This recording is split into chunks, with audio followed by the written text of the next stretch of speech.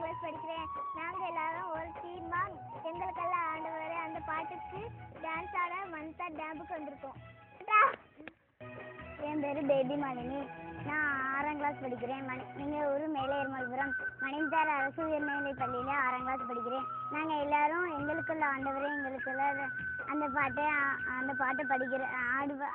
ஆடுறதுக்கு மணித்தார் அருவிக்கு வந்திருக்கோம்.